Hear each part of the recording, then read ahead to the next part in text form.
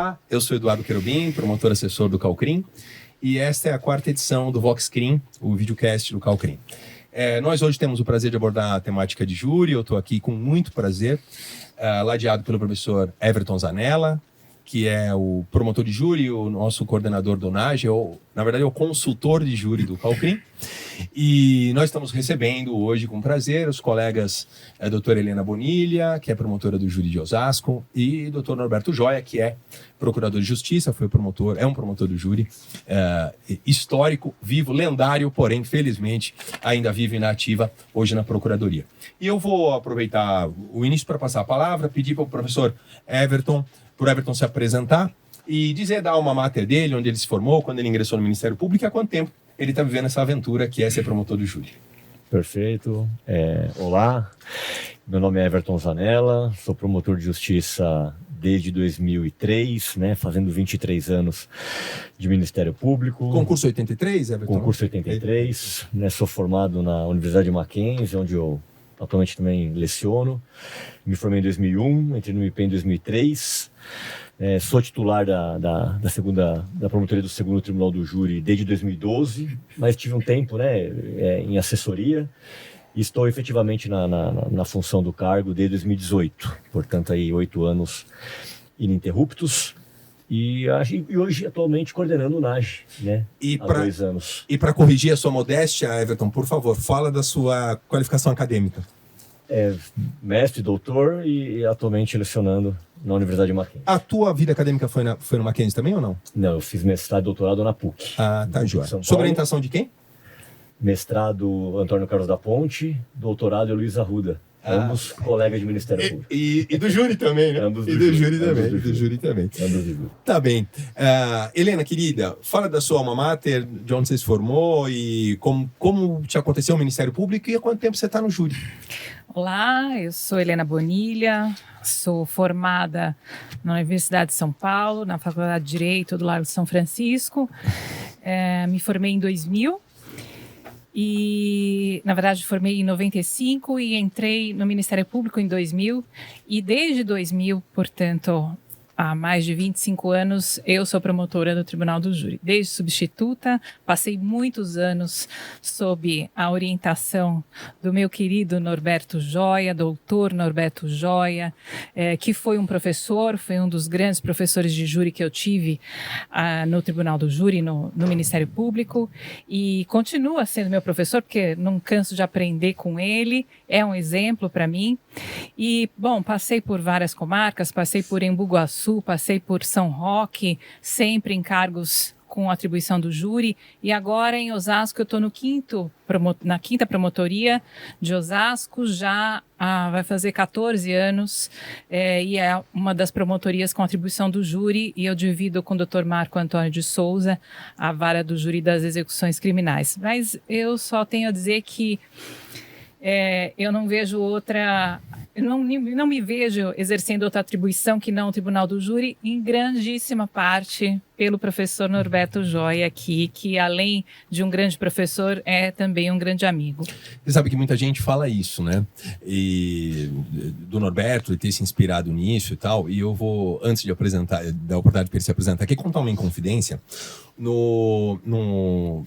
Você é do concurso 81, provavelmente, 81. Né?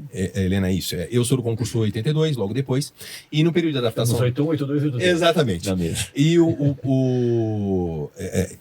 E todos com enorme referência, evidentemente, ao Norberto. Sim. Mas o fato é bastante peculiar, é que na minha escolinha de formação, é um tempo, para quem não é da carreira, é um tempo preparatório, um mês inicial de preparação, apresentação da dinâmica da vida do promotor para os recém-ingressos. Nós fomos ter uma sessão, a escola ainda era lá na...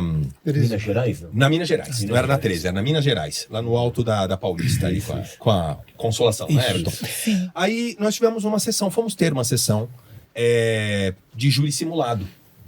Uma sessão de júri simulado. E nós, os promotores recém-ingressos, eram jurados, íamos ser sorteados para compor o júri. Eles chamaram um juiz que era um juiz mesmo do júri de São Paulo, amigo deles lá, e eles chamaram, não lembro o nome, do colega que foi lá, a gentileza. O réu eu nunca esqueci. Dr. Pascoal, vou falar sobre ele daqui a pouco.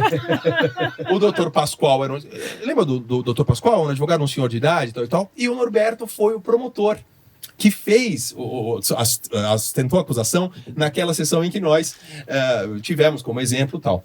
E o réu, né, figurou como réu ali no negócio, é nada mais, nada menos que Sua Excelência, o atual subprocurador-geral criminal, Dr. Ivan Agostinho.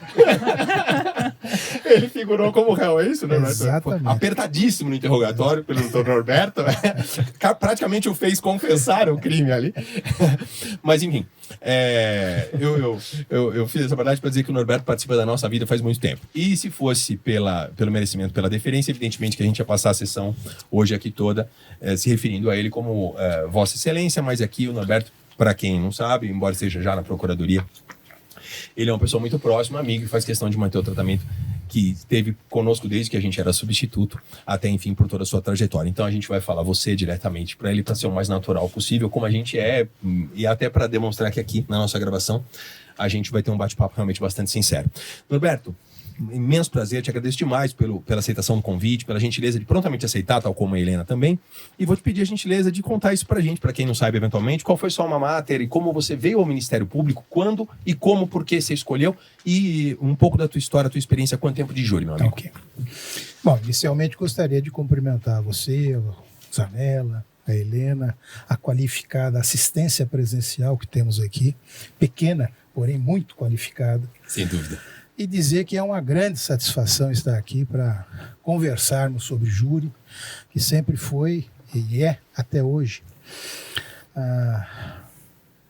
o que me motiva e motivou na carreira do Ministério Público. Aliás, o que motiva qualquer profissional do direito, né? Eu sempre brinco e digo que ninguém faz faculdade de Direito pensando em fazer um contrato de locação trancado no escritório. Todo mundo se imagina na tribuna do júri, que é o local, efetivamente, onde nós nos enxergamos. E sempre tive essa predileção.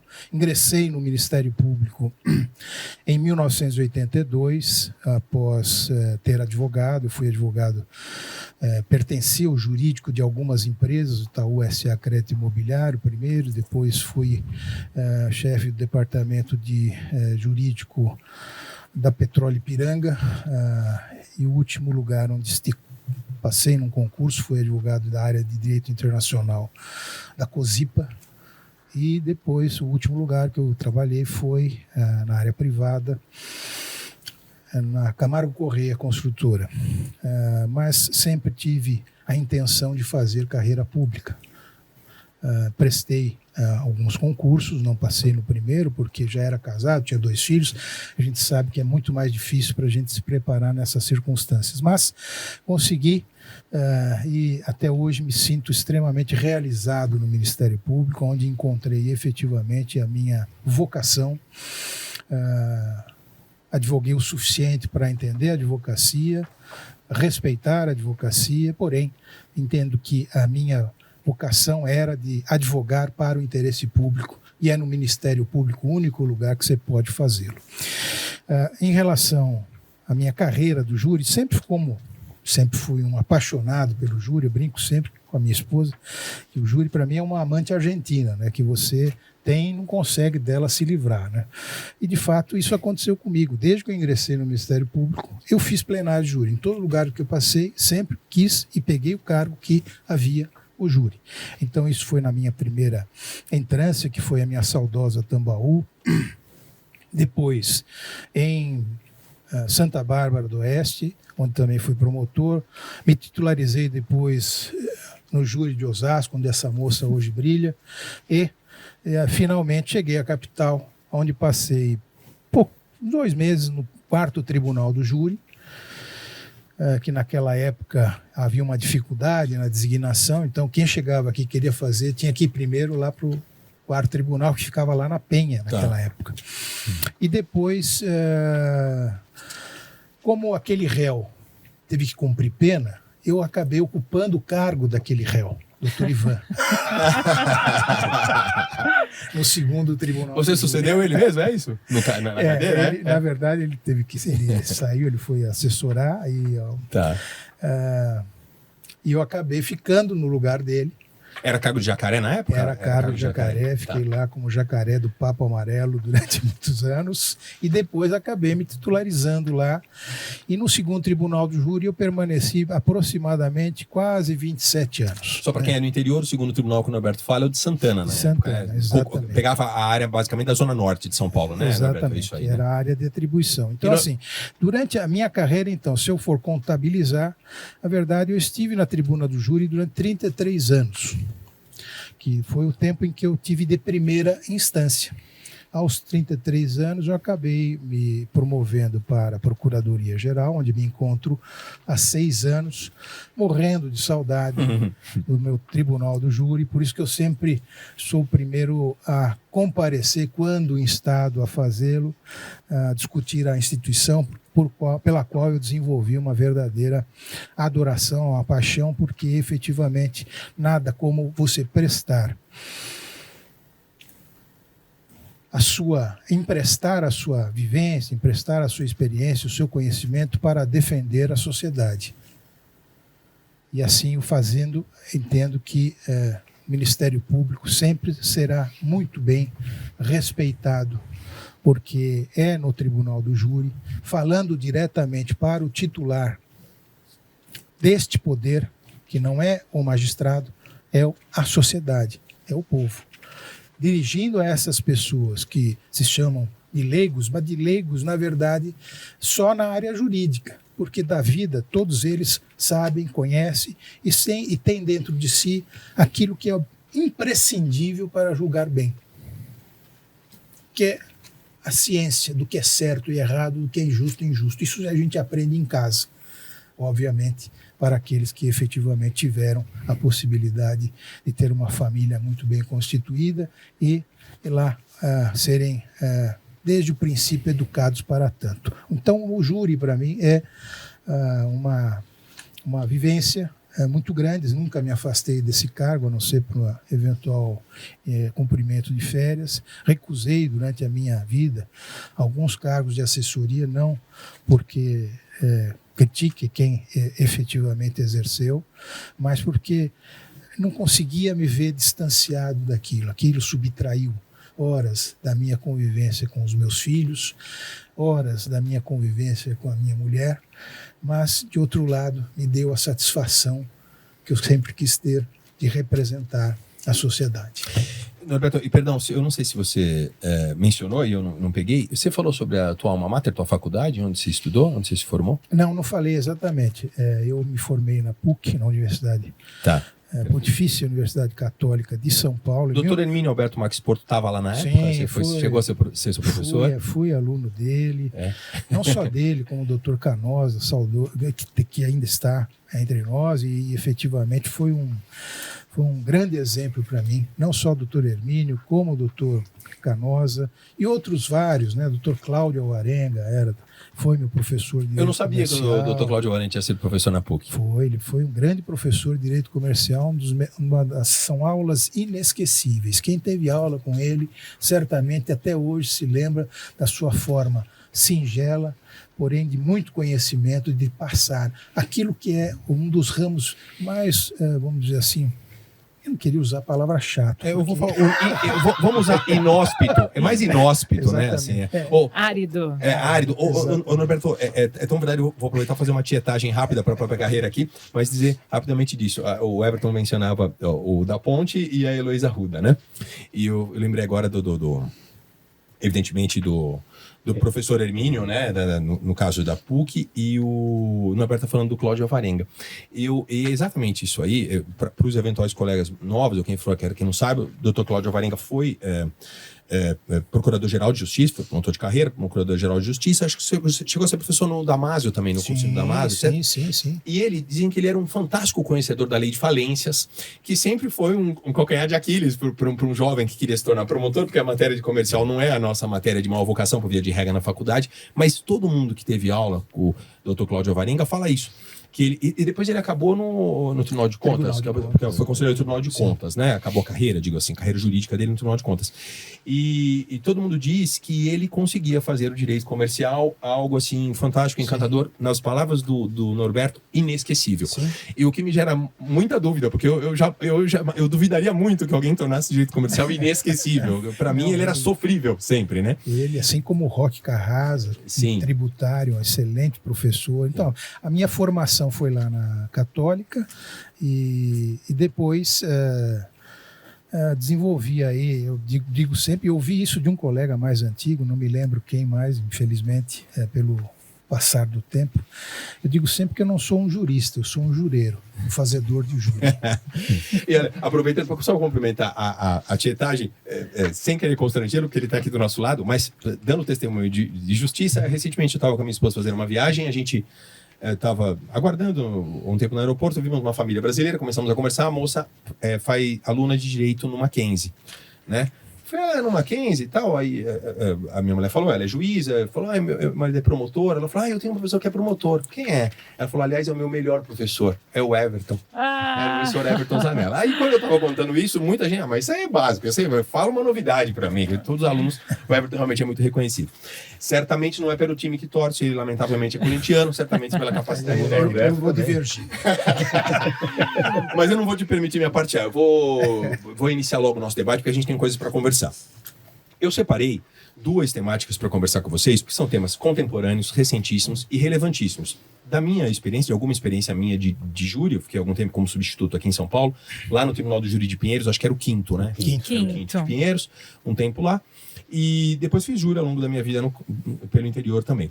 Mas então, eu já cheguei a me deparar com isso aqui, certamente vocês se deparam muito mais com esses dois temas. Um deles é muito recentíssimo no STF, e o outro teve alguns julgados, eu destaquei aqui 2 julgados para nós abordarmos, é isso que eu vou apresentar para a gente iniciar a nossa conversa. Então vamos lá, a primeira abordagem que a gente vai fazer é sobre esse tema de prova de pronúncia, a validade da pronúncia com base em prova indireta, notadamente com a chamada prova de ouvir dizer. O STJ, a jurisprudência em geral hoje, até a doutrina também tem repercutido isso, usando expressões hearsay testimony, que aparentemente aqui antes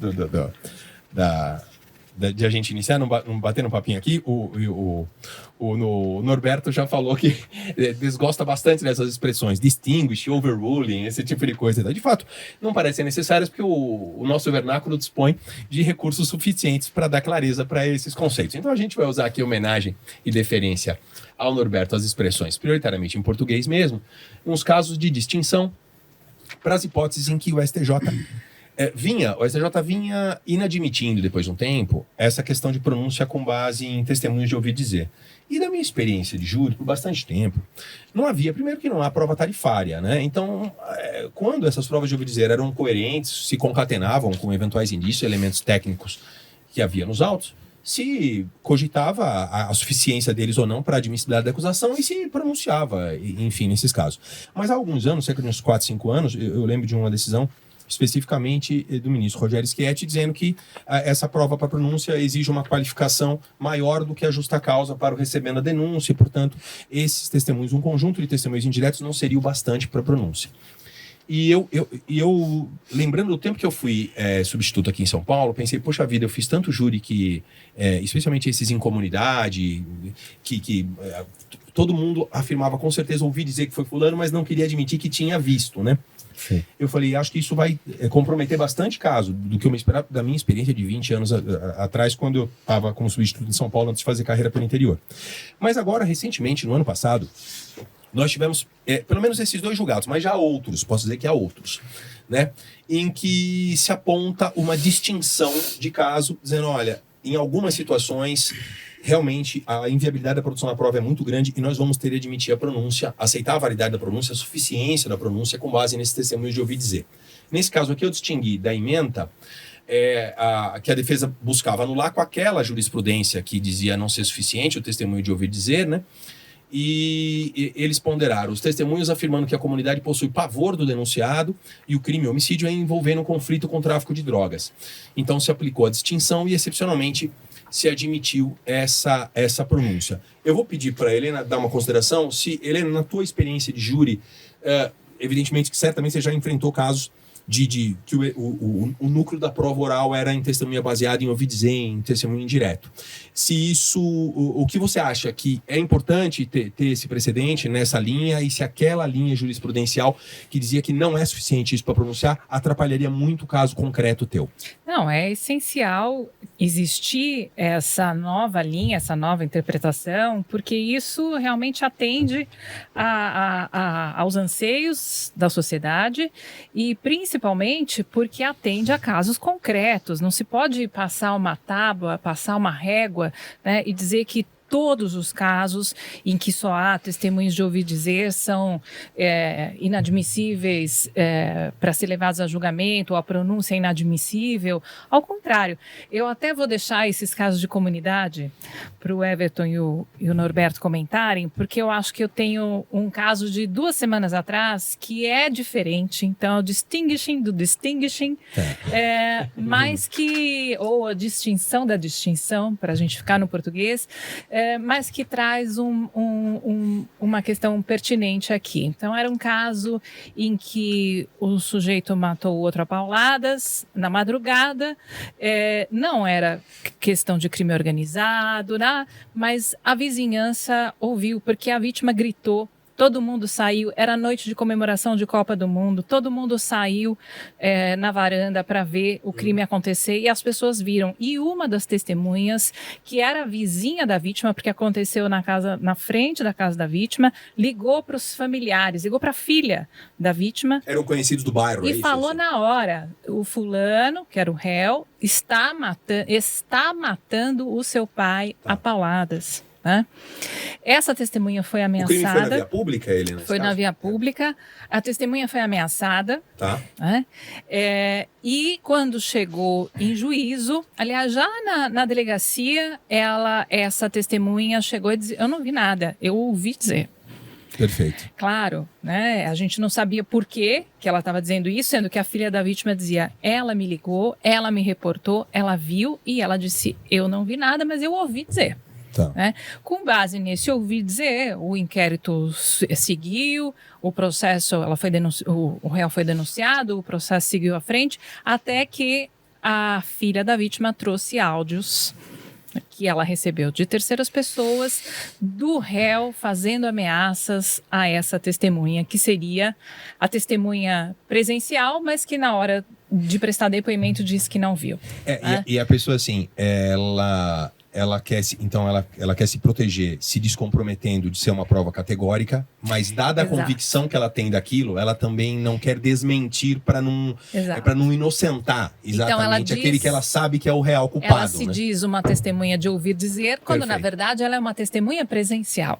Esses casos, Helena, se a gente for analisar, ambos são de Minas Gerais, os 2 casos desse material que eu trouxe, eles são casos os policiais ouvidos em juízo diziam assim, as pessoas claramente viram e começavam a falar, não, foi ele que me falou, e estavam todos certamente, porque são crimes cometidos assim no meio, na via pública. Nesses ali, casos que você está falando, eu gosto de trazer os policiais, ou que atenderam a ocorrência, ou mesmo a polícia civil, que venha me dizer, que atue naquela comunidade e que venha me dizer o que acontece lá.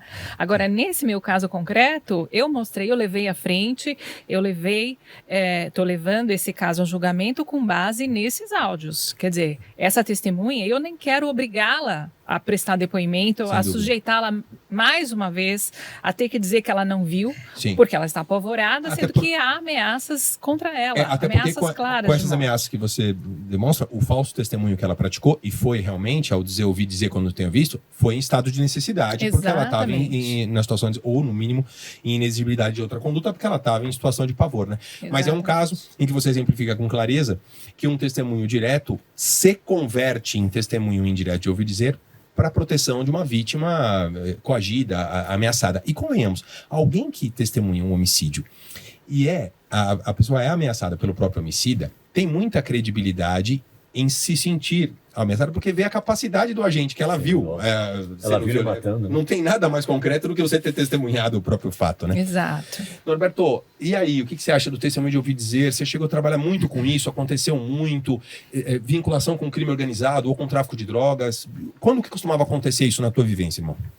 Você sabe que essa é uma das situações, lamentavelmente, que mais ocorrem na promotoria, tanto a promotoria acumulativa, uma promotoria especializada, como nos grandes centros aqui de São Paulo, é essa situação do ouvir dizer. Né? Costuma-se, inclusive, usar a seguinte expressão: não, o crime não foi presenciado por ninguém, ao contrário. Foi presenciado, às vezes, por várias pessoas, diversas pessoas. Só que elas têm medo, elas têm receio porque o Estado, lamentavelmente, ele não consegue proteger essas pessoas. Não consegue, não porque o Estado não queira, porque nosso país, em razão da criminalidade elevada, ela impõe uma série de circunstâncias que fazem com que a pessoa não possa ser protegida.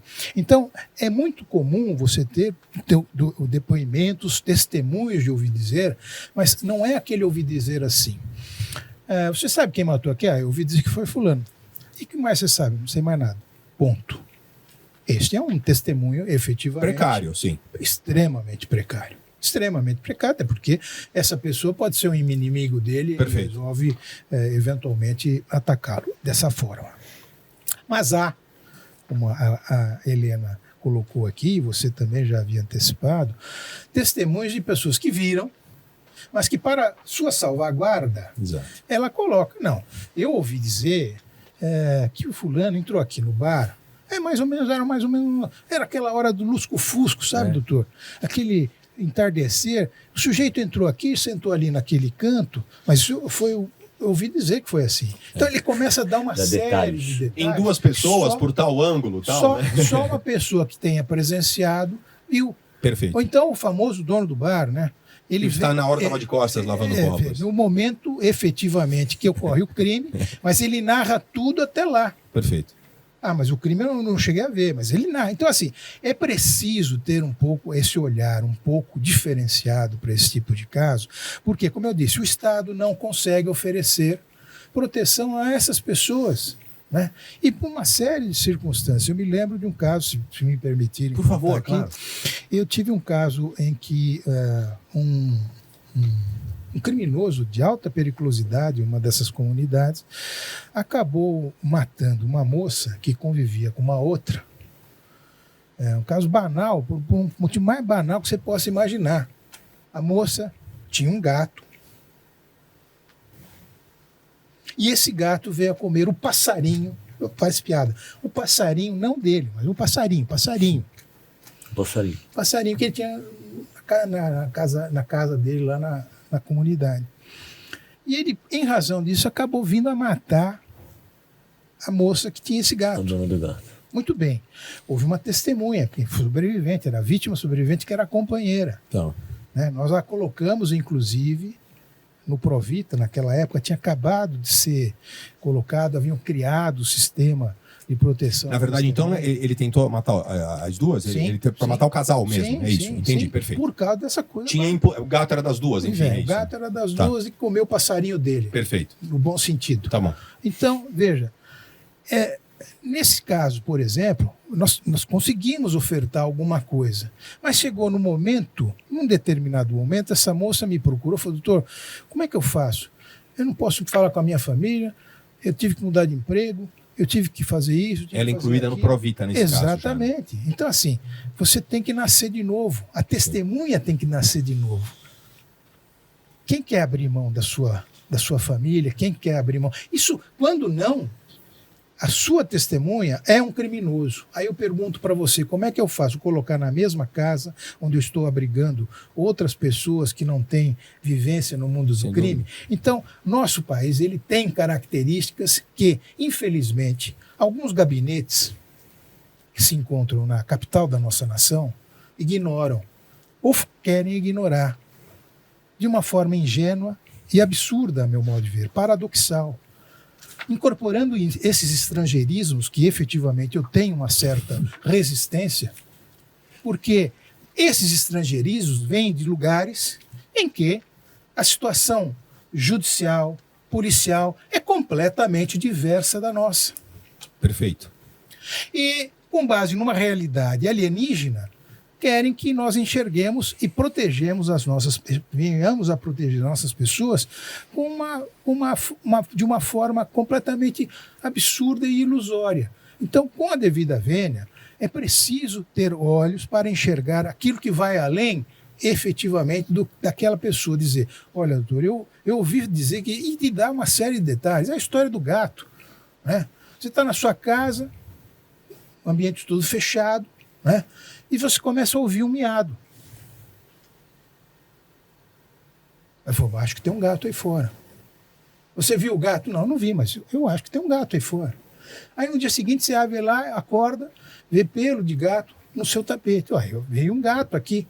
Quer dizer, por que eu não posso me valer disto? Agora, esses testemunhos devem, obviamente, sempre ser da forma com que falou a Helena. Tem que ser algo substancioso e que efetivamente nos dá essa possibilidade. Várias situações que nós temos, infelizmente, nas nossas comunidades, elas derivam disso. Então, você precisa, às vezes, trabalhar com prova indireta, esse testemunho indireto, mas um testemunho indireto que lhe dá possibilidade, efetivamente, de ter a certeza necessária, porque quem está no Ministério Público tem que entender uma coisa, isso todos a quem conheci entenderam. Nós estamos aqui para promover justiça. Se efetivamente ficar demonstrado que foi aquela pessoa, tenha certeza que terá na tribuna do Ministério Público um defensor aguerrido para efetivamente promover a justiça e condenando aquele indivíduo. Porém, ao contrário, se esses indícios se esvaírem, se esses indícios efetivamente forem se colocando de uma forma que não resista a uma análise lógica e realista, o Ministério Público tem a possibilidade de pedir a absolvição, ou seja, é nesse aspecto que eu digo sempre que, uma vez que nós temos esse sistema bifásico, né, é muito importante para nós, efetivamente, do Ministério Público, que ao eventualmente vir a requerer a pronúncia, que se faça em cima de algo factível, né? E aqui eu critico um pouco ainda a interpretação que se dá ao chamado princípio não escrito, mas do indúbio pro societate. O indúbio pro societate, a meu modo de ver, ainda é interpretado de uma forma muito equivocada, porque sempre se coloca como se fosse para mandar a júri. Eu entendo que o indúbio pro societate tem todos os sentidos. O promotor também, obviamente, ele pode se valer dele quando aquele indício não tenha se confirmado ou não tenha ficado fortificado, né, e pedir a impronúncia. Por quê? Você mandar um caso a júri popular em que o indício é extremamente fraco, você pode, eventualmente, dar ensejo a uma absolvição injusta, que no dia seguinte você venha a descobrir que efetivamente aquele que foi julgado e absolvido era efetivamente o responsável. E você vai cavar o trânsito em julgado, a coisa julgada na absolvição. É preciso. E agora eu acho até mais fácil, né, de que o promotor efetivamente se sentir a segurança derivada dessa prova para levar a júri popular, que o faça. Se não, melhor o caminho da impronúncia e, eventualmente, a requisição de novas diligências, de novas investigações, do que propiciar,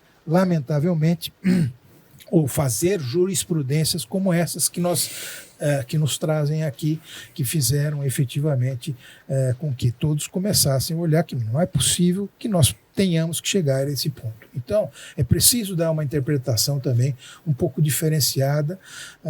E assim, como hoje, para tudo se intima a vítima, a família da vítima, se eventualmente não concordar com o pedido de uma impronúncia feita pelo próprio Ministério Público, a família da vítima eventualmente vai se socorrer dos meios necessários, ou através, sei lá, dos organismos que tem aí de defensoria, enfim, para tentar ver se eventualmente convence alguém que aquele caso era para ir para a júri popular. Mas é preferível isto do que mandar uma causa condenada a um insucesso, e o pior, condenada a uma causa em que possa haver um juízo absolutório e que se descubra no dia seguinte que, na verdade, aquele que foi absolvido era efetivamente o responsável pelo caso, porque não há revisão, aí sim, não há revisão criminal pro sociedade. Norberto, você tocou num ponto aqui, eu queria tentar fazer esse encaixe para passar para o Everton, aproveitar um pouco da bagagem também acadêmica do pensamento dele, especialmente porque ele é um professor de processo penal. O problema da importação de teorias ou então do transporte do academicismo para a realidade, né? Quando se importam essas teorias da fraqueza, da fragilidade, da insuficiência da prova de ouvir dizer, certamente elas foram construídas dentro de sistemas jurídicos de países que não passam pela realidade de crime organizado dominando uma área de uma comunidade, sufocando com um poder imenso, né? Por gentileza. Um pequeno comentário a respeito disso. Quem pensa assim deve ver Mississippi em Chamas. Aliás, porque só através... Tem na Netflix famosíssimo esse filme. Só através de uma persuasão muito séria, feita por um policial, é que se chegou efetivamente a descobrir os corpos e os verdadeiros responsáveis pelas mortes daquelas pessoas que se opunham ao regime racista que havia naquele estado. Então, e aí, quem traz isso, né? Quando se traz isso muito acriticamente, lógico que nos incomoda e certamente gera prejuízo em alguns casos. Porém, a realidade, às vezes, acho, social, nossa, ela é tão forte que ocorre aquilo que se costuma dizer, a realidade se impõe. Esses 2 julgados que nós trouxemos aqui são casos de realidade se impondo. E um deles, Everton, para te encaixar aqui e pedir uma intervenção tua, numa das considerações, o primeiro acordo é de Sua Excelência Ministro Zé Reinaldo da Fonseca, o segundo é do Ministro Ribeiro Dantas, os 2 de Minas. Num deles, eu não me lembro exatamente qual dos 2, peço desculpas, o ministro constrói um raciocínio que me parece assim muito razoável, no seguinte sentido. Primeiro, esses testemunhos, às vezes, a polícia, às vezes, elucida, traz um quadro, desenha um quadro que demonstra uma comunidade intimidada, né? Então, um poder dessas pessoas possivelmente envolvidas no crime, um poder intimidatório coletivamente estabelecido, né? Um domínio regional, de área, em relação à comunidade. Então a polícia, essa prova o Ministério Público consegue fazer, ou pedir que a polícia faça, deflagrar que a polícia faça. Então já é um quadro, como disse o Norberto, a distinguir um testemunho de ouvi dizer numa esquina de boteco que foi aquele cara, ponto, de uma pessoa dizer, ouvi dizer que eram envolvidos com o crime, ouvi dizer que aquele cara faz serviço de matar para eles, tem todo esse fator. Ouvi dizer mesmo que a vítima se relacionava com eles, às vezes a pessoa sabe disso, na verdade. Mas as defesas costumam sustentar aqui, e a tese que tinha surgido antes no STJ, no sentido da insuficiência desse testemunho indireto para a pronúncia, era o testemunho indireto dificulta a ampla defesa, o exercício da ampla defesa, porque ele inviabiliza que a defesa possa falsear o depoimento, enfrentá-lo, confrontá-lo, dizendo, o senhor viu de que ângulo, por que lado, de que forma, ou mesmo possa desenvolver a prova para desprestigiar a credibilidade daquela pessoa que se aponta como uma testemunha visual presencial. E aí eles dizem, quando o Estado não acha testemunha presencial, ele fica só na testemunha indireta de ouvir dizer, então ocorre a perda de uma chance probatória. O Estado não disponibiliza a chance. Mas o ministro desenvolvia no voto, achei muito razoável, dizendo o seguinte, quando se faz uma prova de que o contexto era esse contexto de intimidação, de pavor de comunidade, de crime organizado pressionando, quando se faz essa prova, e se faz a prova de que a polícia, né, os órgãos de persecução, a polícia, as instâncias formais de controle e o Ministério Público tentaram esses testemunhos, né, tentaram, no caso da Helena, por exemplo, chegou a polícia, identificou quem era a pessoa, chegou a ouvir essa pessoa, ela foi trazida e ela deu a versão. Sim. Né, ela foi ouvida, nós fomos até onde era possível, não é que nós privamos a defesa de acessar esse meio.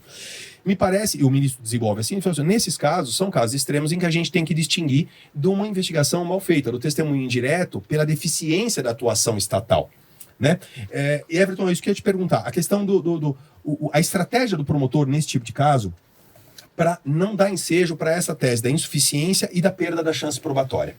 O que você acha? O que a tua experiência, enfim, acadêmica e prática te diz disso? Então, primeiro, eu concordo integralmente com o que falou aqui Helena, o que falou o Norberto, né? A perda de uma chance probatória, ela vai acontecer se o Estado não vai atrás da prova e e efetivamente perde oportunidade. Eu acho que esse cenário que nós estamos pintando aqui e colocando aqui, não houve uma deficiência nem da polícia, nem do Ministério Público, é uma questão que... Houve uma eficiência do crime organizado.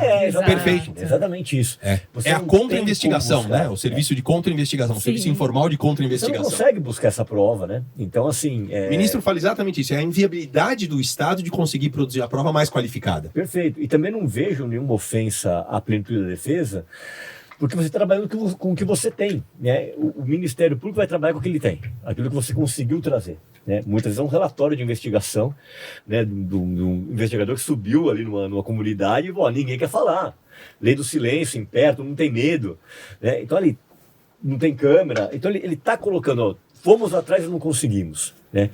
A gente vai apresentar aquela prova e a defesa vai rebater o que a gente apresentar, né? Então, evidentemente que eu vejo no ângulo da defesa, eles conseguiriam, entre aspas, bater muito mais numa prova indireta do que uma direta. Você acha que dá até mais margem para a defesa tentar exercer? Eu acredito que sim. Porque eu vejo um argumento reverso. A gente não pode rebater porque ela é indireta. Não, o fato de ser indireta vai te dar mais força para rebater. Você fala assim, no quem é a pessoa, né? O promotor está se calcando em alguém que não viu nada. Eu acho que para a defesa abre uma margem perante o júri até de ter mais argumento. E uma exploração que o Norberto apontou, que é possível, me parece que é possível, que é tentar depurar nos próprios elementos do depoimento indireto... Se ela é presencial. Se ela é presencial ou, por exemplo, a credibilidade com que ela traz a informação. Ela sabe o detalhe dela bate com aquilo que foi mencionado na prova técnica, alguma coisa, porque se de repente a defesa consegue fazer uma boa prova explorando, ou o próprio promotor no ato da instrução, faz a prova de que aquela pessoa que dá o testemunho indireto reporta uma dinâmica que não confere nada com a prova pericial que a gente identifica, é sinal de que aquela pessoa pode ter realmente ouvido dizer aquilo e não era verdade aquilo que ela ouviu dizer, né? Ouviu dizer de uma fonte mentirosa, alguma coisa do tipo, ou seja, há uma viabilidade de exercer contraditório sobre essa prova, dúvida, de depurar qualificamente. Você quer falar, Helena? Por favor. Sim, querida. eu acho que isso é com qualquer testemunha, seja ela direta ou indireta. Né? O trabalho é o mesmo, tanto do Ministério Público, se é o caso, se for o caso, de reforçar a credibilidade daquela testemunha, de demonstrar que ela sabe efetivamente detalhes que emprestam credibilidade aos olhos dos jurados, né? E a defesa a mesma coisa, seja ela direta ou indireta, o trabalho da defesa vai ser de minar a credibilidade ou demonstrar que essa testemunha não tem credibilidade. Então, sinceramente... Não acho que esse argumento valha para um caso e não valha para o outro. Veja, eu agora me lembrei oportunamente, nós tivemos um sujeito na Zona Norte, cujo vulgo era Marquinhos. Esse Marquinhos, ele era autor de vários homicídios, ele era um traficante, e quando a vítima não pagava alguma coisa, ele ia lá e cobrava com o sangue, cobrava com a vida dela a dívida que ele tinha feito. Esse Marquinhos deu muito trabalho para efetivamente se reunir algum tipo de prova. E, inclusive, a própria polícia, me lembro porque é um caso muito pitoresco, curioso, porque só se conseguiu prender o Marquinhos porque ele tinha uma única virtude. Ele era um corintiano roxo. O que para mim seria bastante para condenar no tribunal do júri. Seria fácil. Eu pediria atenuante e nominada. Mas, vamos dizer assim, fora essa brincadeira, sabendo disso, o DHPP armou toda uma operação para prendê-lo na final, Corinthians e Cruzeiro, em pleno estádio do Morumbi. Você imagina que foi achar uma agulha 98. No palheiro, 98, exatamente. Exatamente. Então, a delegada de polícia... Mas e para achá-lo naquele estádio o que aconteceu? A delegada de polícia... Se efetivamente se disfarçaram de moradores de rua para poder segui-lo, e ao momento em que ele ingressava no Morumbi, efetivamente fizeram a prisão. Não pode nem ver o jogo, coitado. Isso era a única coisa que ele reclamou a mim pessoalmente quando fui fazer um dos seus casos. Exatamente. Ele dizia, eu não consegui ver o jogo. Agora, Norberto, olha o caso como você disse. Ele só foi preso, por quê? Porque toda a prova... Porque a mãe, a última vítima dele, que despertou toda a investigação, a mãe era uma faxineira, pagou a dívida do filho, mas mesmo assim ele matou o menino. Entendeu? E a mãe resolveu falar. E aí eu vou dizer uma coisa, né, para finalizar esse tema aqui, dizendo, os policiais, certamente do DHPP, nenhum tinha presenciado nenhum dos homicídios do Marquinhos. Mas de tanto ouvirem as pessoas presenciar, eles já estavam convictos de que ele era realmente o homicida. Isso acontece bastante. Isso A gente vê relatórios de investigação do DHPP que colocam, ninguém quis dar o nome porque vive a lei do silêncio interno local, tem crime organizado. Assim, muitas pessoas falaram pra gente que foi ele, como foi. A gente vê isso em relatórios. Assim, é uma unanimidade e o jurado apontando, né? dá credibilidade a isso. E outra coisa, que eu acho legítimo também, aí a Helena falou, e eu acho que também é papel do Ministério Público, nós temos que oferecer essa prova policial em juízo para a defesa poder contestá-la. Sim. A defesa poder extrair do policial alguma coisa, que é o que é a nossa fonte, a gente tem que oferecer essa prova para a defesa. E se houver mais de um policial, talvez mais de um policial para eventualmente ver se a versão... Esses casos de Tribunal do Crime, do PCC que eu tenho feito, eu tenho levado policial para o plenário. Não é algo que eu fazia. Mas em juízo, evidentemente que você ouve, né? Mas, Everton, mas na denúncia você mesmo. rola também, né? Em plenário, eu tenho levado para o plenário. Tá. Por quê? Pro jurado ver? Pro jurado. Tá, entendi. Porque, na verdade, eu não fazia isso, de levar policial em plenário. Mas se não tiver uma testemunha presencial que, como regra, não tem, e o policial senta ali e fala na frente do jurado como é o trabalho de investigação dele. Interessantíssima Onde eu fui, subi, conversei com um, conversei com o outro. Policial, quantos disseram que foi ele? Mais de 10. Perfeito. Por que eles não colocaram o nome? Eles têm medo de morrer. Mas lá impera a lei do... Sim.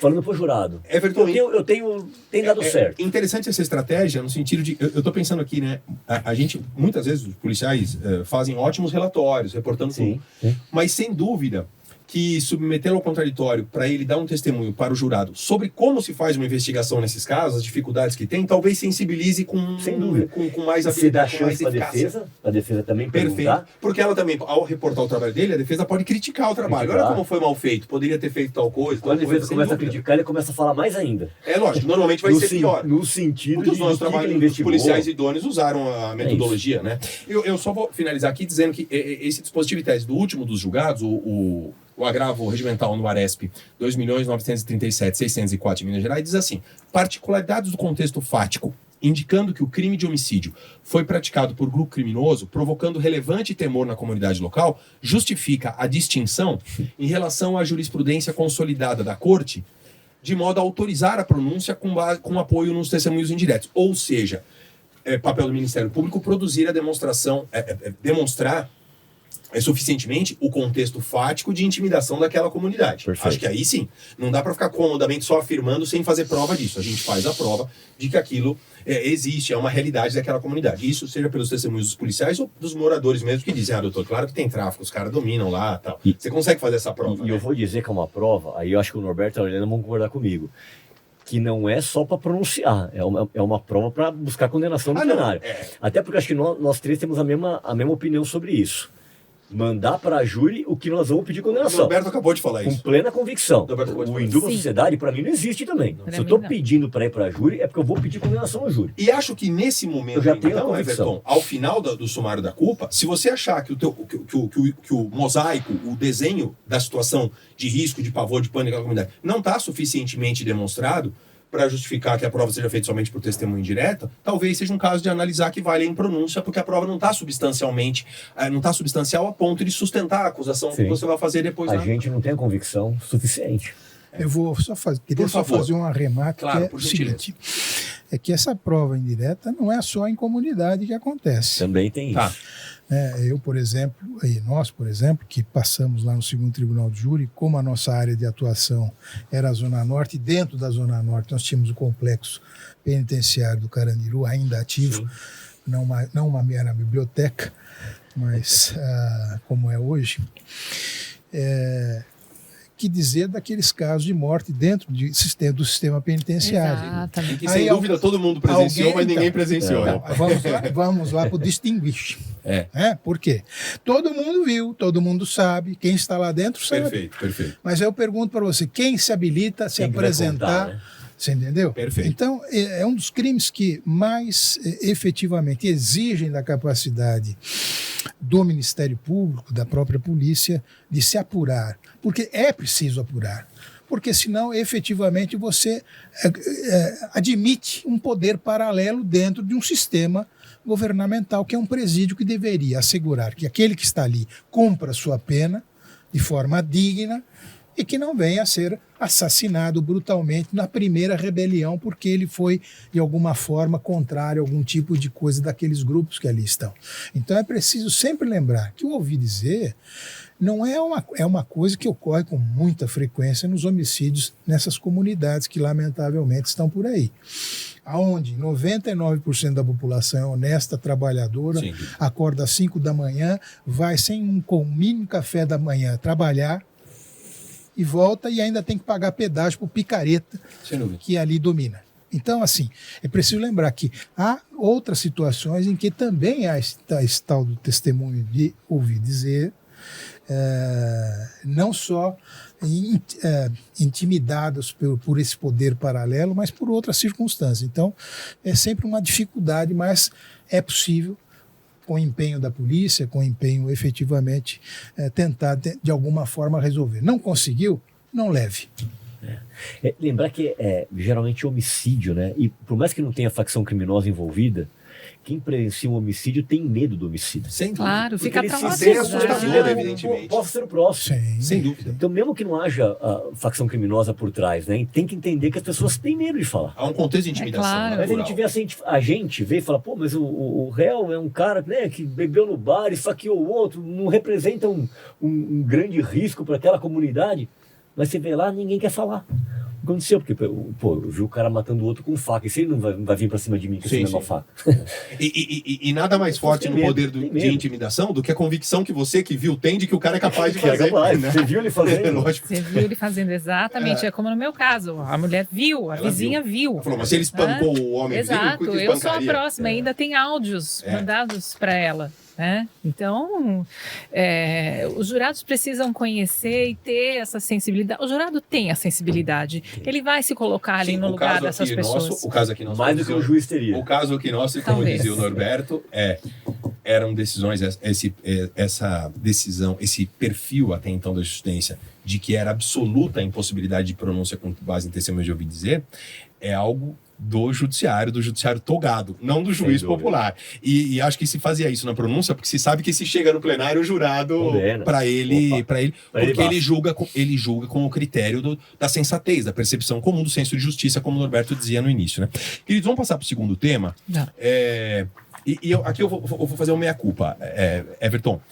É o caso da absolvição por clemência quando não há pedido registrado em ato. Eu coloquei assim, mas quando saiu esse tema 1087 do STF, eu confesso que no primeiro momento eu falei assim, caramba, isso aqui tá muito genérico, tá mal redigido, tá errado, vai ficar uma bagunça e tal. Mas, para preparar o programa com vocês aqui, quando eu fui reler a tese como foi redigida, acho que foi o seu excelência ministro Edson Fachin que foi relator nessa hipótese, eu entendi e achei que ficou bem estabelecido, bem redigido, e esses precedentes que eu trouxe apontam nesse sentido. A tese de repercussão geral 1087 do STF diz que é cabível recurso de apelação com base na decisão manifestamente contrária à prova dos autos, e o tribunal não vai determinar o novo júri, ou seja, não vai dar provimento ao caso de decisão manifestamente contrária à prova dos autos, quando?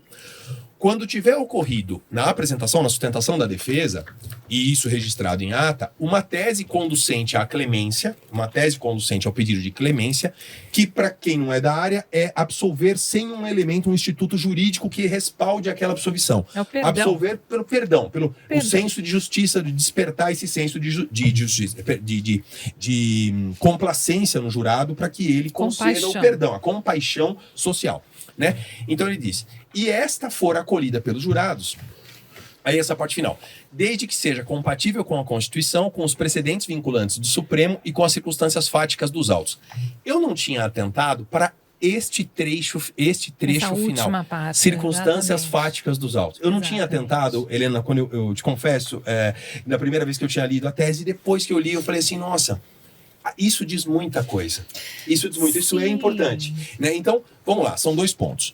Primeiro, registrar na ata a clemência. Eu, lido apressadamente, falei assim, isso vai ser muito fácil. A defesa vai fazer uma sustentação sustentando negativa de autoria, legítima defesa, real e putativa, e exercício regular do direito ou estado de necessidade. Ao final, faltando um minuto, ela fala assim, também quero fazer um pedido de clemência e quero que registre nos autos. Isso é diário. Eles passaram a fazer. Cotidiano. E achei que isso ia simplificar. Nesses casos, os precedentes que eu trouxe aqui, de fato, não constou, o advogado não atentou para fazer constar nem mesmo o pedido de clemência formalmente na ata.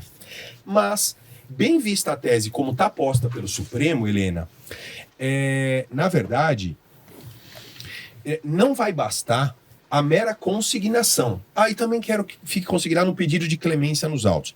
Isso atende parcialmente ao que está dizendo aqui. Exato. Porque esse pedido de clemência tem que constar nos autos e tem que ter uma base. Respaldo na prova. Circunstâncias fáticas. E numa sustentação de uma tese que legitime o perdão, a compaixão, para que nós possamos verificar se ela é ou não compatível com a Constituição e com os precedentes vinculantes do Supremo. Também. O exemplo clássico, nós sabemos, recurso, se for o caso. e viabilizando o recurso. E no caso, um precedente vinculante do Supremo que eu me lembro sobre isso é a questão da legítima defesa da honra, né, Everton? Sim.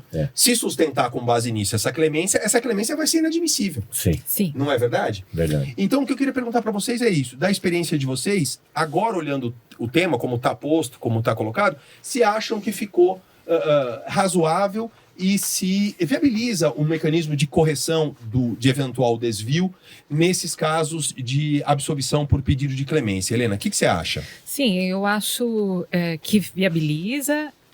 Ultimamente tem sido diário, né? Eu faço semanal, porque eu faço júris uma vez por semana lá em Osasco, e toda semana eu enfrento essa situação. Tá. Né? Ele não sustentou nada de clemência. Nada. É negativa de autoria. Mas e ele se quer não consignar. for negativa de autoria, que sejam afastadas as qualificadoras. Sim. E no minuto final, Tá.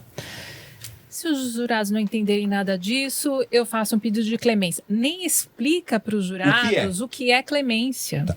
Eles não Nem chegam aonde ele vai votar na Ele não clemência. chega né? a explicar, É o que não chega a tem- explicar tem nem o genérico. quesito. E nem como é Às que vezes vota, Tá. como é que como que o jurado tem que fazer, como ele tem que votar para acatar essa tese, entre aspas. porque da se ele vai querer defesa. sustentar isso, ele tem que aceitar utilizar um pouco do tempo de exercício da defesa para isso. Explicar o porquê. Para ser razoável. essa Eu explicação. tenho até me perguntado como fazer para requerer em ata que isso fique bem distinto na ata, para usar aqui a distinção do distinguishing, que se distinga da ata exatamente a tese de clemência que é fundamentada em circunstâncias fáticas, que é fundamentada em precedentes constitucionais, compatíveis com a Constituição, com os precedentes vinculantes do Supremo Tribunal Federal, e que isso seja registrado corretamente, condignamente na ata. Daquela sustentação que é feita em último minuto só para constar. Eu entendi. Né? É para atender o critério formal disso aqui. Exatamente. Mas ele não atende o conteúdo material que Exato. esse critério formal se destina a garantir. É Na porque verdade, é isso. na ata vai constar. A defesa requereu 2 pontos. Defendeu, sustentou a Negativa de de autoria, o afastamento das qualificadoras e pediu clemência. E a ata é genérica, né? A ata é não explica genérica. tanto, né? Perfeito. Então, eu acho que nós precisamos pensar de uma forma de requerer aos juízes que façam constar que nesse requerimento de clemência não houve correlação entre a sustentação, entre o pedido e qualquer circunstância fática ou jurídica. Helena, veja, eu não sei, me ocorre, apenas a princípio, pensando aqui, Everton e Norberto, que é o seguinte, eu acho que é legítimo o advogado fazer um pedido, sustentar a negativa de autoria com base na versão de autodefesa do réu, alguma coisa e tal, e paralelamente a isso desenvolver uma tese de clemência. Exato, eu acho que é legítimo sim, da parte. sim. A defesa técnica, às vezes, olha, essa prova tá forte, eu acho que a negativa de autoria tem risco de não ser acatada. Vou desenvolver paralelamente uma tese de clemência, porque o contexto de prova, enfim, não me dá respaldo para sustentar um instituto jurídico de legítima defesa, alguma coisa assim. Não obstante, me parece que se é para fazer essa opção técnica, que eu acho que é legítima, notadamente Sim. no júri plenitude de defesa, é Sim. preciso então desenvolvê-la, apresentá-la com clareza, sob pena de viabilizar exatamente o mecanismo de correção, que é a correção do desvio, né? Eu fiz um recente com a Defensoria Pública, aqueles casos de 366, que ficou suspenso por quase 20 anos, Perfeito. Sim. né? E a tese de clemência foi... Já passou o fato, Foi isso. ele já está reabilitado, Ele constituiu praticou nova um crime com família. 18, Tá. hoje ele tem 37. Com 5 filhos e tal. É filho, Perfeito. trabalha. Tá. Carteira vai assinada há botar tanto o cara tempo. na prisão agora. Certo, com certo. pena de, do mínimo 12 anos. Perfeito, perfeito. Então pede a clemência, vai na linha de que perdeu a finalidade da pena. Perfeito. Mas isso É fundamentado. como diz a Helena, Pode é. discordar, mas é fundamentado. fundamentado. Consta o pedido de clemência e menciona, baseado nisso aqui. Até se eu sou defensor num caso desse, eu peço para constar com o meu fundamento, Exato. para me garantir. Não é verdade? Caso Exato. acolham, eu vou dizer, ó, foi respaldado. Diferentemente, num júri, numa morte por intervenção de força policial, se o advogado for sustentar a legítima limpeza, que a gente costumava, vai então constar que o pedido de clemência policial foi por legítima limpeza. E certamente isso não é compatível com a Constituição. Constituição. E vai ser reformado. Exato. Acho isso. Norberto, diz o que você acha sobre isso. Eu, com a devida vênia, discordo absolutamente de tudo quanto a isto, porque quem garante que o jurado absolveu por isso? Eu entendo, porque ele não fundamenta o voto, é isso. Quando você apresenta 3, 4, 5 teses, e ainda que você desenvolva a tese da clemência, eu lhe indago, quando que você terá a certeza que o jurado decidiu por isso? Sim. Então, Só se for a única, né? Que nunca exatamente. Só se fosse a Então, única, entendi. eu respeito esta tese se fosse a única. dificilmente é a única. Que nem, por exemplo, eu vi recentemente, eu não sei se foram apresentadas outras teses, aí eu me penitencio porque não tenho essa informação com clareza na minha memória. Mas recentemente, um senhor de avançada idade foi acusado de uma tentativa de homicídio do companheiro da filha dele. Ah, sim, Por meio da chibatada. Isso, por meio de chibatadas. E esse senhor simplesmente confessou o crime em plenário e disse, olha, ele estava batendo a minha filha, não sei o que lá. Obviamente que isto sensibilizou o jurado, tanto que ele foi. Só para entender, o genro praticava violência doméstica com chibatadas na moça. Não.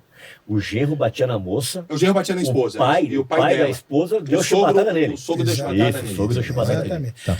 Vamos dizer, então, se for uma tese... Foi absolvido. Claro. Foi absolvido. Entendi agora. For uma tese única, tudo bem. Agora, quando você apresenta 2, 3, ainda que ele desenvolva a clemência, eu acho absurdo, porque você não tem a certeza, você não faz um quesito específico sobre isso. Eu entendo, Norberto. Eu acho que nem deve ser feito esse quesito específico. Agora, o que me espanta mais é quando você efetivamente ignora o caput do artigo 5º da Constituição Federal. A vida é um bem indisponível. Indisponível. E digo mais, clemência importa em perdão. Quem perdoa, perdoa porque alguém errou. Se ele errou, ele tem que sofrer algum tipo de consequência. E isto não é dado ao jurado, ao juiz, fazer cortesia com o sangue alheio. Então, eu tenho uma certa resistência, por isso eu digo, eu respeitaria e não veria nenhum problema se fosse a tese única. Embora isso vá transformar um plenário numa verdadeira pantomima. Sim, uma pantomima. Pantomima. Eu assisti várias. Sim. Levando crianças de colo para ir cumprimentar o réu antes de começar o julgamento, com o jurado todo mundo vendo. Então, assim, lamentavelmente, as estratégias que se desenvolvem para criar a emoção, para buscar a emoção no jurado, é muito grande. Agora, é a tese única, tudo bem.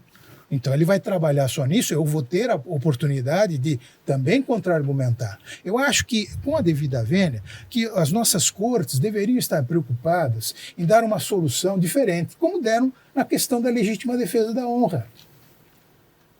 Quando se sustenta isso, você está sustentando uma negativa de que a vida é bem disponível. E da dignidade humana. Da dignidade E notadamente humana. contra a vida feminina nesse caso. Exato. Né? Algumas vidas. Nesse caso, algumas vidas femininas. Então, o que eu acho engraçado é isso.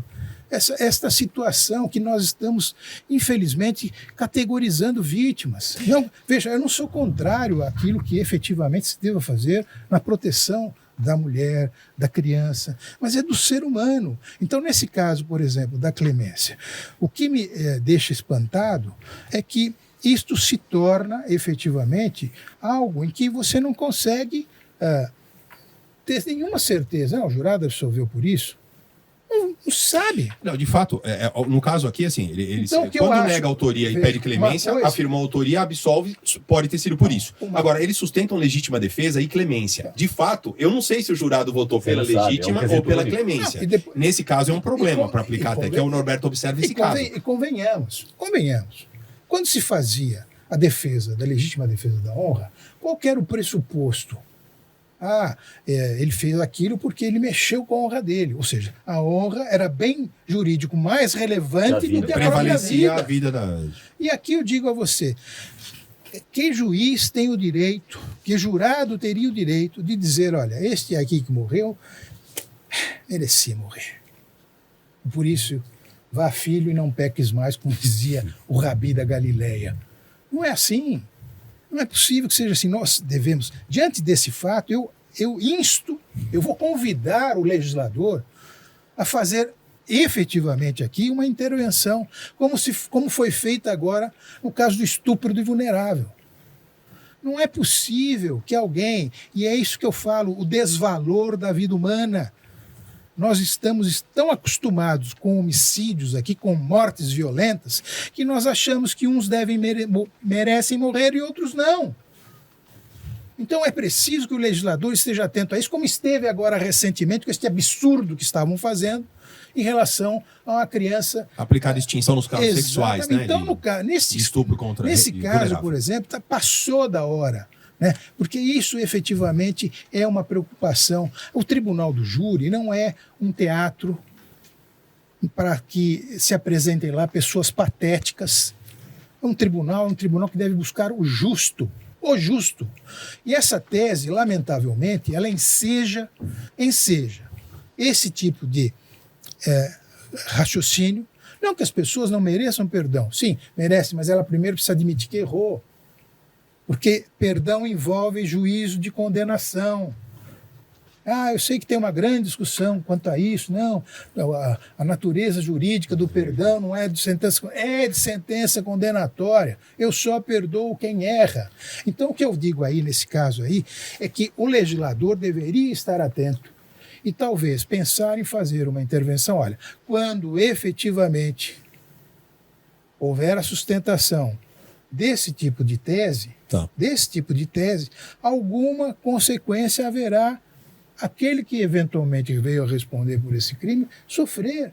Porque senão você admite o desvalor da vida de alguns em relação a outros. Você diz como uma redução de pena e não como uma tese. Mas a lei, embora a lei já tenha mecanismos bem razoáveis. O privilégio um privilégio num homicídio, convenhamos. Exato. É um benefício bastante substancioso. Convenhamos, ele reduz a pena quantitativamente, mas notadamente ele afasta a natureza hedionda. Exato. Não é verdade? É substancial o benefício, né? A clemência já está no privilégio. Entendo. A clemência já está no privilégio. Perfeito. Relevante valor moral. Por quê? Porque ele ia me atazanando, ele cobrava pedágio, ele fazia isso, fazia aquilo, e por isso eu resolvi, então, matá-lo. E, Norberto, há uma palavrinha na própria descrição da causa de diminuição do privilégio que parece ir muito nessa sua linha. O privilégio é quando a gente age sob o domínio. Se é sob o domínio, o jurado popular vai entender que qualquer pessoa seria dominada por aquela reação, vamos dizer, não é verdade? E aí talvez diminui nesse sentido. Por eu ficar exaltado. Não, mas eu entendi a tua ideia da tua construção. A tua ideia da tua construção é interessante, eu entendi. A clemência não virar uma tese absolutória, mas sim uma tese, mais uma alternativa de um recurso da lei que ameniza a solução, a consequência. Exato, que diminui a pena. Substancialmente, os rigores do cumprimento, como é o caso do privilégio. Eu lembro que em 2008, quando veio a reforma em 2008, eu tive essa sensação fazendo um debate com o grande professor Fauzi Hassan Shukri, lá em Araçatuba, na época, sobre o tal quesito do absolve. O quesito do absolve. Genérico. Eu falava assim, e o Felipe, não era o Felipe Locke, o outro Felipe que é do júri também? Zimmermann. Ele estava com a gente lá, ele era da escola na época, ele era assessor da escola, ele foi acompanhar lá. Ele fez uma contribuição, foi muito legal o debate que a gente fez sobre isso, dizendo sobre essa questão. E o argumento foi muito interessante, o Felipe colocou assim, ele falou, olha, com esse quesito a gente não sabe se o jurado absolveu pela legítima defesa, pela você não negativa da sabe. autoria, porque pela legítima defesa, pela negativa da autoria, pela clemência, enfim. E o Felipe falou assim pra mim na época, né? Ele falou assim, Querubim, sabe o que eu acho? Se a defesa convenceu mais de 3 jurados de que o cara tem que ser absolvido, um pela clemência, um pela negativa, um pela, sei lá, eu acho que esse cara merece ser absolvido. Eu falei, eu entendo que faz algum sentido. Mas então, o nosso sistema tinha que ser corrigido para fazer o jurado debater entre si a tese, para ver se ela vinga ou não. Porque se também de 7, só um tá convencido que não foi ele não tem que ser absolvido por isso. Se de 7, só 1 ou 2 acharem que foi legítima defesa, os outros não acharem, eu acho que aquele conselho não quer absolvê-lo. Então tinha um problema. E aí, esse caso agora expõe, pelo que o Norberto apresenta, expõe o raciocínio que, como em alguns contextos, fica absolutamente inviabilizado o controle. Porque você não vai saber. Acho até que uma defesa que esteja muito confiante na sua tese se isso for bem aplicado pela jurisprudência, na sua tese que não seja de clemência, não deveria desenvolver essa burocracia final aí só, porque senão ela corre o risco de ganhar e ter o júri anulado se ela desenvolver muito errado uma tese de clemência. Porque o Ministério Público vai pegar nesse caso e falar, olha, dizendo que ele sustentou essa tese aqui, essa não tem respaldo nas circunstâncias fáticas dos autos. Ou então esta tese contraria, é incompatível com a Constituição. Então talvez, se isso for bem aplicado pela jurisprudência e para fazer esse ajuste, vai demandar um apuro técnico da defesa em eleger a melhor estratégia no caso concreto. Para não ficar à torta direito fazendo o que a Helena colocou para nós, que é, eles fazem constar um pedido lá formalmente de uma linha Exato. em 1 minuto apenas para dar a válvula, vamos dizer. eu nunca tive nenhum caso que a tese de clemência foi única. Eu nunca tive. Nem eu. Eu sempre tive como tese subsidiária. Sim, sim. Ou de legítima, ou de negativa de autoria, mas nunca como tese única. Teve um caso, acho que foi em Goiás, chegaram a ver que tem um vídeo, até o vídeo, o rapaz está com o filho, uma criança, vem um cara bêbado e atropela e mata a criança. Nossa. E ele pega uma pedra no chão e mata o motorista. Na sequência? Mas é na hora. Na hora. Entendi. É o clássico... É o relevante emoção. valor, É violenta evidente. emoção, domínio da violenta emoção. Evidente. Ele foi absolvido por clemência. Absolveu por clemência. E eu acho que esse júri, até porque tinha vídeo gravando a cena, eu acho que a tese da defesa foi única. De defesa, de clemência. E estrategicamente é um caso para o qual, então, o cara sim, acabou de matar o filho dele criança. Embora na ele pegou tese... a pedra e deu. O advogado chega e fala assim, quem não faria isso? Embora na tese bem desenvolvida pelo Norberto, de toda forma, a situação trágica, de toda forma, uma vida foi eliminada. Ele julgou como se fosse o Deus e juiz do caso.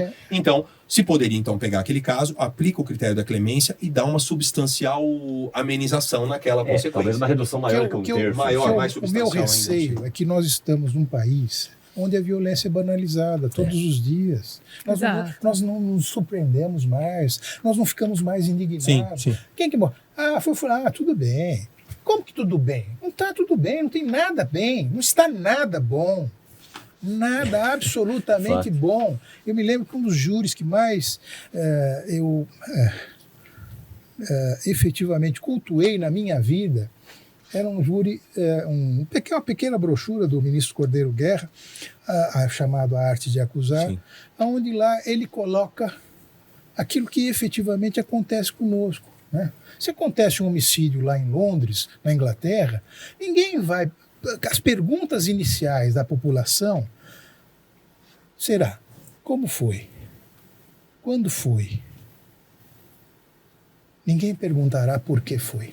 Aqui é sempre porque Aqui é sempre porque e nem quem foi, né? Quem foi que morreu? Buscando efetivamente quem era? Uma justificação de tal forma que a violência para nós ficou uma coisa normal, não está normalizada. E a cada vez que eu vejo algumas decisões, lamentavelmente, eu vejo que efetivamente aqui nós, lamentavelmente, importamos o que há de pior. Porque o que é de bom não vem. O que efetivamente funcionou não aparece aqui. Vem aquilo que, lamentavelmente, aqui se torna a abertura de um selo apocalíptico. Eu não sou evangélico, não tenho uma religião oficial, mas efetivamente eu tenho receio dessas teses que, no nosso caso, nosso país, diante da nossa realidade social, vai bater na casa do pobre. é na casa de efetivamente do mais humilde. Ah, sem dúvida. Sim. É lá que bate. E aí vem a hipocrisia que eu vejo nessas decisões. Lamentavelmente. E nós e não com o devido respeito. Claro. Nós não podemos esquecer que muitas vezes o jurado, ele é leigo no sentido, como você disse, jurídico, ele não tem, muitas vezes, a exata noção do que significa a palavra o jurado absolve, o que significa absolver, as consequências disso, né? E muitas vezes nós passamos por cima, porque para nós é tão corriqueiro, né? Absolve, condena, absolve. Fora, Helena, que é o problema que eu sempre tenho na cabeça. Para condenar, o jurado tem que responder sim, sim, sim, não. É. Ele Exato. quebra. E eu acho que a postulação, por justiça, alguém oferece uma acusação contra alguém com um pedido. Eu quero que condene. A pergunta, então, para o jurado tinha que ser: você condena? Exato. E não você, não o inverso da situação. Já, me parece que eu discuti muito isso na época da reforma é que de essa 2002. reforma, lamentavelmente... Nossa resposta é sempre, quase sempre sim. Aí seria um não, né? Sim, sim. Então confunde. Eu sou o Ministério Público. Eu sustentei uma coisa. Eu te convenci? Sim. Te convenci de que aconteceu? Sim. Te convenci de que esse tiro levou à morte? Então Sim. você Te condena? convenci de que foi ele? Sim. Então você condena ele? Não. Tudo bem. Não, mas a pergunta é o inverso.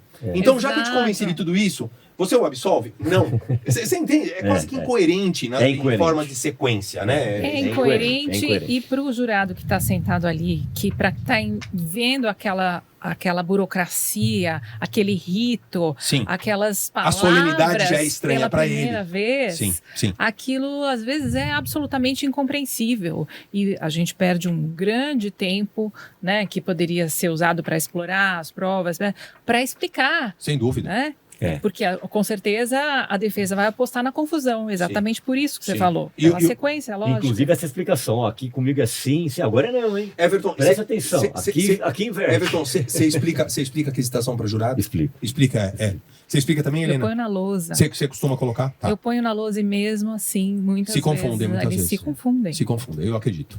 Bom, queridos, foi ótimo, magnífico. Já? Por favor. Passa tão rápido, né? Só um Por detalhe, favor, eu claro, acho por que- favor. Acho que a Helena, acho que também concorda. Eu concordo com o Norberto da questão Da clemência. de não dever ter clemência, né?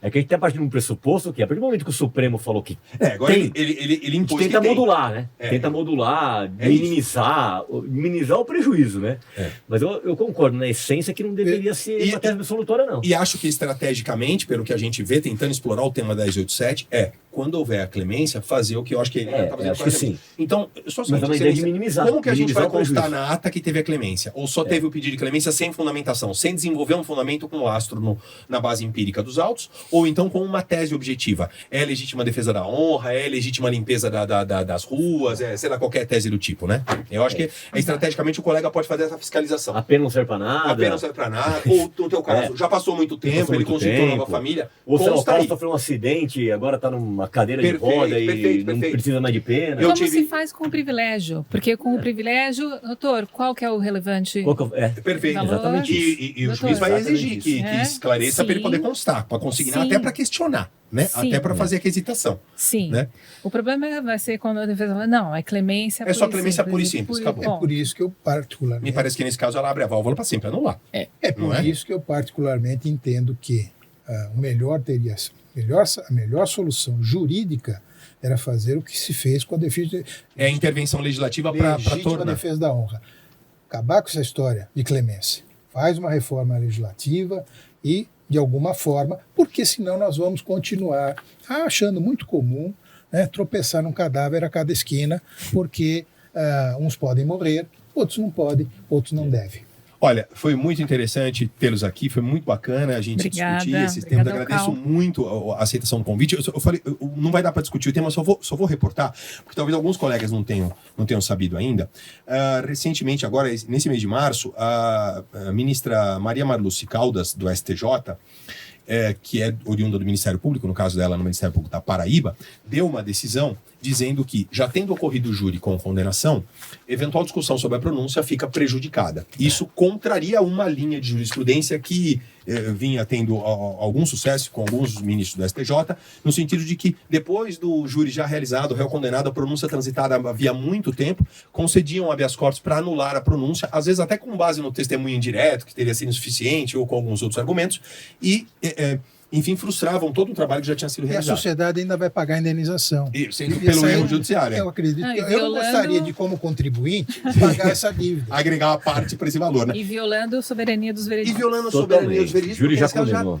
E mais, A pronúncia é um filtro para chegar na Não, condenação. e Everton, eu fui olhar esses casos que tinha a ministra Maria Marlúcia aqui, nesse caso, analisa alguns deles, eu fui analisar, falei, mas pera um pouquinho, fizeram o júri, essa pronúncia não estava transitada? Porque, às vezes, a pronúncia Sim. não eram com pronúncias transitadas. Porque, de fato, se a pronúncia não está transitada, e às vezes a gente quer fazer o júri rápido, o juiz fala, não está demorando muito para transitar essa pronúncia, a decisão lá não está com efeito suspensivo, vamos fazer o júri, eu acho que a gente faz o júri com uma pronúncia sob júdice, Ah, é sim. sob risco.